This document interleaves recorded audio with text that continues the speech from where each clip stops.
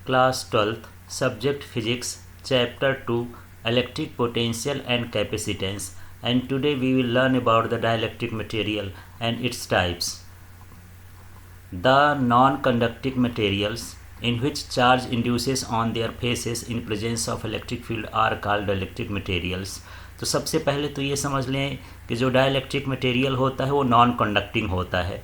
यदि हम उसको इलेक्ट्रिक फील्ड में रखते हैं तो इलेक्ट्रिक फील्ड में जैसे ही रखेंगे तो उसके फेसेस पर चार्जेस इंड्यूस हो जाएंगे, तो उस मटेरियल को डाइलेक्ट्रिक मटेरियल कहते हैं। हर non conducting material dielectric material नहीं होता है।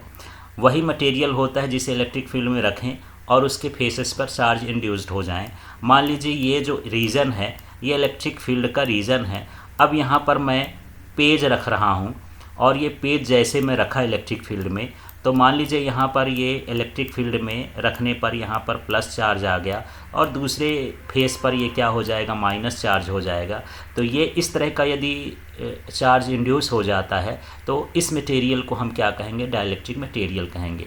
और मान लीजिए कोई हम ऐसा यहाँ पर मटेरियल रखते हैं जिसमें चार्ज इंड्यूस नहीं होता है, भले वो नॉन कंडक्टिंग है, तो उसे डाइलेक्ट्रिक मटेरियल नहीं कहेंगे। तो ऐसे वाटर होता है, पेपर होता है, कुछ प्लास्टिक वाले ऑब्जेक्ट होते हैं, तो इस तरह बहुत सारे डाइलेक्ट्रिक मटेरियल होते हैं जो नॉन कंडक्टिंग होते हैं। तो दो तीन चीज़ें इसमें समझना है। एक तो सबसे पहले मटेरियल कैसा होना चाहिए, नॉन कंडक्टिंग होना चाहिए। दूसरा ये कि इसको इलेक्ट्रिक फील्ड में रखें तो इसके फेसेस पर क्या इंड्यूस हो जाए, चार्ज इंड्यूस हो जाए। तो ऐसे मटेरियल को हम क्या बोलेंगे, डाइलेक्ट्रिक मटेरियल। अब यहाँ पर इसके टाइप्स देखते हैं। फर्स्ट टाइप है पोलर। तो जो पोलर डाइलेक्ट्रिक मटेरियल होते हैं उनके पॉजिटिव और निगेटिव सेंटर कोइंसाइड नहीं करते हैं। The dielectric in which the centre of positive and negative charges do not coincide with each other because of asymmetric shape of molecules. तो इनके जो मॉलिक्यूल्स का शेप होता है वो सिमेट्रिक नहीं होता है। तो ऐसे मटेरियल को हम क्या बोलते हैं, पोलर कहते हैं। थोड़ा सा एग्जांपल ले लेते हैं तब आपको जल्दी समझ में आ जाएगा। मान लीजिए हमारे पास जो है HCl एक हाइड्रोक्लोरिक एसिड का मॉलिक्यूल है। तो यहाँ पर जब HCl बनता है तो ये इलेक्ट्रॉन को शेयर करते हैं। एक इलेक्ट्रॉन जो है हाइड्रोजन और दूसरा इलेक्ट्रॉन कौन देता है, क्लोरीन देता है। इस तरह से यहाँ पर ये शेयर्ड इलेक्ट्रॉन हो जाते हैं। लेकिन क्लोरीन की निगेटिविटी ज़्यादा हो जाती है, जिसके कारण ये जो इलेक्ट्रॉन पेयर्ड इलेक्ट्रॉन है और शेयर्ड इलेक्ट्रॉन है ये क्लोरीन की तरफ शिफ्ट हो जाते हैं।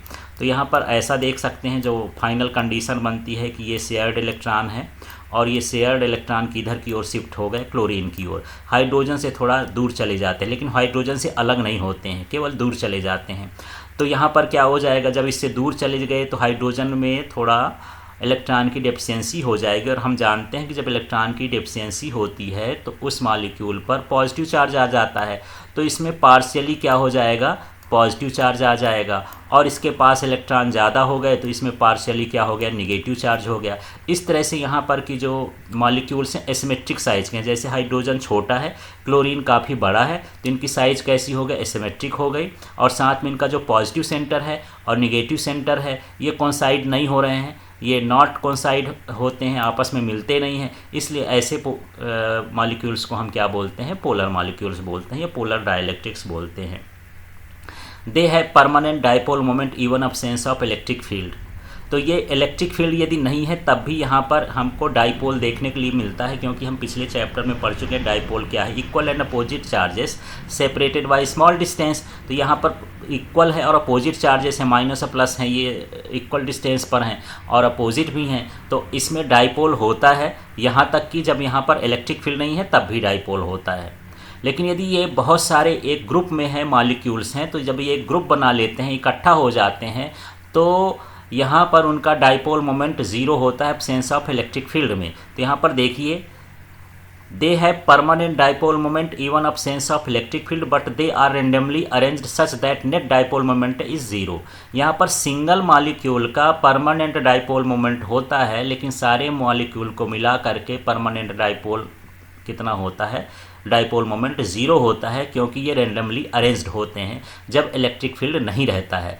अब मान लीजिए इसको इलेक्ट्रिक फील्ड में हम रख दिए। When kept in external electric field they feel torque in electric field and try to align the direction of electric field.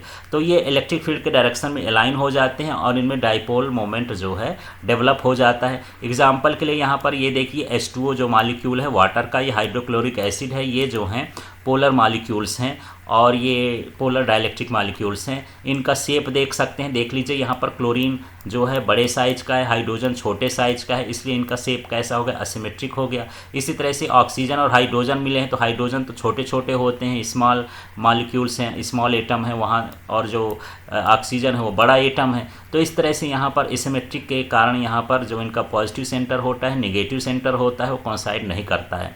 अब इसमें देख लेते हैं, यदि यहाँ पर इलेक्ट्रिक फील्ड नहीं है तो जब इलेक्ट्रिक फील्ड नहीं होता है तो ये रेंडमली अरेंज्ड होते हैं और इक्वल टू जीरो है, मतलब इलेक्ट्रिक फील्ड नहीं है, रेंडमली अरेंज्ड है। जब रेंडमली अरेंज्ड होंगे तो यहाँ पर इनका नेट डाइपोल मोमेंट ज़ीरो होगा, सारे मॉलिक्यूल्स का मिला करके डाइपोल मोमेंट ज़ीरो होगा। लेकिन यदि सिंगल मॉलिक्यूल की बात करें तो सिंगल मॉलिक्यूल में माइनस और प्लस तो अलग अलग हैं, तो सिंगल मॉलिक्यूल का डाइपोल मोमेंट होता है even absence of electric field. लेकिन जैसे इलेक्ट्रिक फील्ड प्रेजेंट हो गया, माने electric field is not equal to zero यहाँ लिखा है, तो जब नॉट इक्वल टू जीरो हो जाएगा अर्थात इसमें इलेक्ट्रिक फील्ड लगेगा। जब इलेक्ट्रिक फील्ड लगेगा तो इसमें जो पॉजिटिव हैं एक डायरेक्शन में हो जाएंगे और नेगेटिव एक डायरेक्शन में हो जाएंगे, तो एक परमानेंट डाइपोल मोमेंट डेवलप हो जाता है। ये इस तरह से आप देख सकते हैं, इसमें इसका पोलराइजेशन हुआ, इलेक्ट्रिक फील्ड इस डायरेक्शन में है तो और यहाँ पर पोलराइजेशन भी इस डायरेक्शन में हो गया, तो सारे मॉलिक्यूल्स एक डायरेक्शन में ही क्या हो जाते हैं, अलाइन हो जाते हैं। अब देखते हैं नॉन पोलर डाइलेक्ट्रिक्स होते क्या हैं। The material in which the centre of positive negative charge coincide with each other because of symmetric shape of molecules. तो इसमें मॉलिक्यूल्स की सिमेट्रिक शेप होती है और इस रीजन से उनका जो डाइपोल मोमेंट होता है वो क्या होता है, ज़ीरो होता है अब्सेंस ऑफ इलेक्ट्रिक फील्ड में। इसको ऐसा समझ सकते हैं कि मान लीजिए हमारे पास एक हाइड्रोजन का एटम है और ये दूसरे हाइड्रोजन एटम से यहाँ पर इलेक्ट्रॉन को शेयर करके और ये बना लिया, तो ये इलेक्ट्रॉन इधर उधर शिफ्ट नहीं हो सकते क्योंकि दोनों की साइज़ सेम है, दोनों की इलेक्ट्रोनिगेटिविटी सेम है। तो इस तरह से यहाँ पर ये सेम मॉलिक्यूल्स होते हैं, ये सिमेट्रिक शेप में होते हैं, तो इनका जो पॉजिटिव और निगेटिव है वो एक ही जगह पर कोइंसाइड कर जाता है, तो इसलिए ये क्या कहलाते हैं, नॉन पोलर कहलाते हैं। और यहाँ पर यदि इलेक्ट्रिक फील्ड नहीं है तो इलेक्ट्रिक फील्ड नहीं होगा तो इसमें एक्सटर्नल फील्ड वो इलेक्ट्रिक फील्ड नहीं होगा तो इसका जो डाइपोल मोमेंट है वो क्या रहेगा, जीरो। लेकिन जैसे ही हम इनको एक्सटर्नल इलेक्ट्रिक फील्ड में रखेंगे तो डाइपोल मोमेंट क्या हो जाएगा, डेवलप हो जाएगा। तो यहाँ है when they are kept in external electric field they develop dipole moments, they feel torque in electric field and try to align in the direction of electric field। तो चाहे पोलर हो और चाहे नॉन पोलर हो, दोनों molecules के electric field में रखेंगे तो इलेक्ट्रिक फील्ड की डायरेक्शन में अलाइन हो जाते हैं, उनमें डाइपोल मोमेंट डेवलप हो जाता है।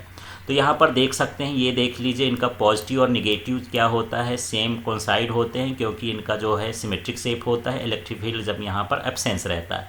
जैसे इलेक्ट्रिक फील्ड यहाँ प्रेजेंट हो गया, मतलब electric field not equal to zero है, तो ये इलेक्ट्रिक फील्ड की डायरेक्शन में अलाइन हो जाते हैं, इस तरह का शेप में आ जाते हैं। तो इस तरह से यहाँ पर दोनों फेसेस में चार्जेस इंड्यूस हो जाते हैं। और यहाँ पर एग्जाम्पल है, ये H2 का एग्जाम्पल, ये CO2 का है, लगभग सेम साइज के मॉलिक्यूल्स होते हैं जो आपस में मिलते हैं। जनरली पोलर और नॉन पोलर में ज़्यादा कन्फ्यूजन होता है, इसलिए इसको इस तरीके से भी समझ सकते हैं। पोलर का मतलब तो है ही जिसके दो पोल हों, पॉइंट हों, फेसेस इकट्ठा ना हो, वो क्या कहलाता है, पोलर। और नॉन पोलर का वही है जो सेम हो। जैसे यहाँ पर देख लेते हैं, इसका पैरामीटर क्या है, पॉजिटिव और निगेटिव सेंटर की बात करें तो पोलर में कोइंसाइड नहीं होते हैं, नॉट कोइंसाइड। नॉन पोलर में क्या होते हैं, कोइंसाइड होते हैं। शेप ऑफ मॉलिक्यूल्स देखें तो एसिमेट्रिक होते हैं, माने अलग अलग शेप के होते हैं। और ये कैसे होते हैं, नॉन पोलर वाले सिमेट्रिक होते हैं। Dipole moment of single molecule in absence of electric field, electric field के एब्सेंस में सिंगल मॉलिक्यूल का डाइपोल मोमेंट इसमें पोलर में होता है, इसमें नॉन पोलर में नहीं होता है, क्योंकि इसकी जो वो फिगर है ये इस तरह से हम बना सकते हैं, प्लस माइनस अलग अलग होते हैं और इसमें जो होता है प्लस माइनस ऐसे कोइंसाइड करता है। इसलिए यहाँ पर सिंगल मॉलिक्यूल का डाइपोल मोमेंट है, लेकिन यहाँ पर सिंगल मॉलिक्यूल का डाइपोल मोमेंट नहीं है। अब नेट डाइपोल मोमेंट की बात करें हैं, जब इलेक्ट्रिक फील्ड अब्सेंस हो, तो जब इलेक्ट्रिक फील्ड अब्सेंस होता है नेट डाइपोल मोमेंट इसमें भी जीरो होता है, नेट डाइपोल मोमेंट इसमें भी जीरो होता है। फिर यदि हम इलेक्ट्रिक फील्ड के प्रेजेंस में देखें तो इलेक्ट्रिक फील्ड के प्रेजेंस में यहाँ जो उनका डाइपोल मोमेंट होता है वो नॉन जीरो होता है, यहाँ भी नॉन जीरो होता है, अर्थात उनका डाइपोल मोमेंट होता है। एग्जाम्पल के लिए देख लिए तो H2 है, HCl ये जो है पोलर के एग्जाम्पल है, N2 H2O2 ये कैसे हैं, नॉन पोलर के एग्जाम्पल हैं। Thank you.